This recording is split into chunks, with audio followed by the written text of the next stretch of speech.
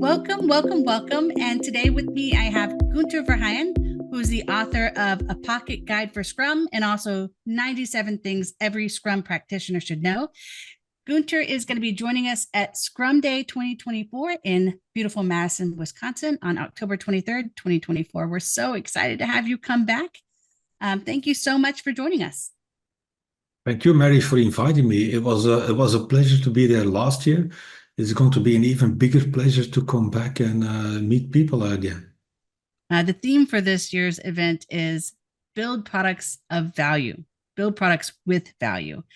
And for me, what that means is getting alignment around what are we trying to deliver and building a team to deliver that. Let's not worry about number of tickets closed. Let's not worry about, utilization. Let's worry about what are we trying to do here, and let's measure that, right? And are we successful with that?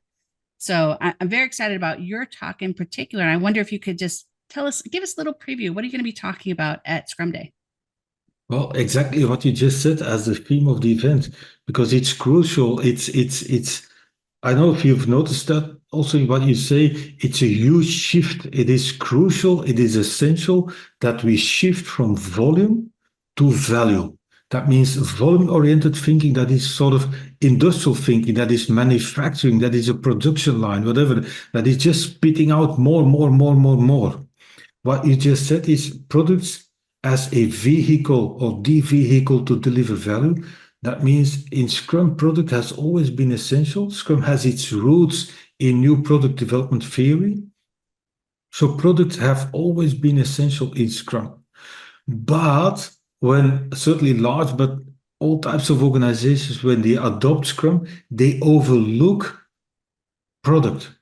They forget to identify what is a product, and product should define the scope of the Scrum.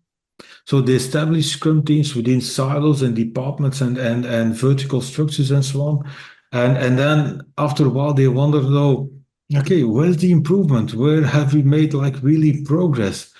But it is because they're also stuck in this volume-oriented thinking. They want to get more product, more features out the door as quickly as possible.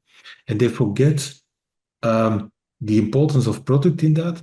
And in the end, product just as the vehicle literally to deliver value.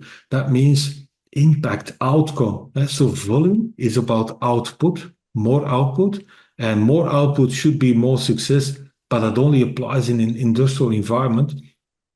It doesn't apply in a knowledge-based, information-based environment where you would typically use Scrum. In Scrum, we should focus on having an impact, meaning outcome of the work is important. So you have to produce output, but you don't have to stop there. You have to go beyond and look at the outcome of your output. Fantastic. What I was thinking when you were talking is it's kind of like your book, right? Let's deliver what's the most valuable, not number of words, not all of these other details, but can we bring it down to just what matters and deliver that? Yeah. And you've also used the word utilization. Utilization, that is something that applies on machines or production lines, not on people, not on a creative process. It's connected to treating people as resources, treating people as replaceable pieces of machinery. It doesn't help. It's also why we keep burning out people, by the way. Yeah. Because we're not looking at output, we're not looking at the importance of the work, we're not looking at impact. We just keep try to speed up the hamster wheel or the rat race. It's not helpful. Yeah. It's not helpful. And I think it comes back to people are adopting Agile and they think, the purpose is to go Agile, and that's not the purpose. The purpose is to deliver products, and it somehow got lost in the shuffle. Yeah. Yeah. And even beyond that, the purpose is to deliver value via your product. Yeah. Right. Absolutely. Right. To deliver products with value, right? Yeah, absolutely. Totally in line with the theme of this year's event. So it's really spot on because we really have to help organizations focus on that and make that shift from volume to value via knowing, identify their products. It is important because it's important for those organizations. It is important for the relevance of Scrum as a whole. Yeah, Absolutely. absolutely. And it's not always easy to define that product, to take a step back and No, ask, well, who are our customers, and what are we trying, what are our services for them, and to group that yeah, into, this is our product. yeah, And you would think that that's simple, and sometimes it is, but sometimes it's not. And so you need to take that step back and actually be yeah, thoughtful about it, whatever you yeah. But decide. again, Right.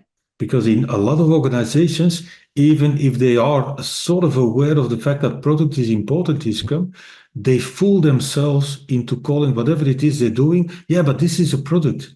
And it's a product that needs to be given to another team or another department, and they have to do work and they have to come back and so on. So in the end, often they're what they call a product is a subsystem or a subproduct or a part of a product. It's not sort of the total product. In that sense, that word customer is really important. I like to call it the consumers. And I like to say in Scrum, it is not a product unless you are serving actual the consumers of your product. Yeah. The, Yeah. the people hold at the end of the line or the food chain, depends on how you want to call it. Because otherwise, we get this um, almost abuse of the word product. Yeah, we Yes. got a Yes. subsystem or an interface or a whatever. No, no, no. Product should be serving end users, consumers. And then you would have to organize your Scrum and your Scrum teams to optimally serve that product so that you serve end users and that you have an impact on the market, that you deliver value to the people using the product.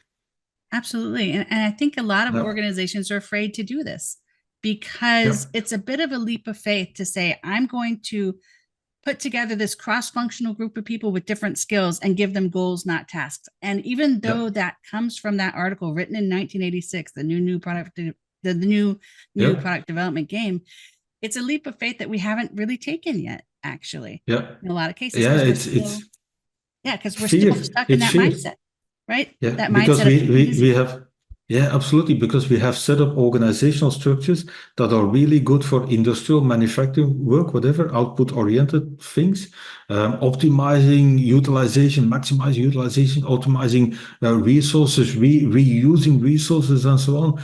All industrial thinking, not helpful, but we have those structures in place, and there's a lot of fear in trying to even touch those structures. People think the thing will crush.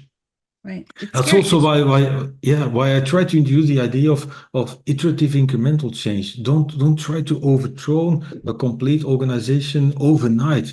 Do it step by step by step. In that sense, do it product by product by product or service by service by service, so that you gradually dismantle the old rigid structure and turn it into a flexible, more agile structure.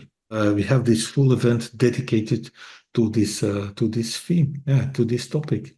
I want to say thank you again for taking the time to meet with me today. Thank you for Yeah, coming out to Scrum Day. We're looking forward to seeing you October 23rd, 2024. Get your tickets at www.scrumday.org. Thank you so much. thank you, Mary, and good luck organizing the event again. Thank you. I appreciate it.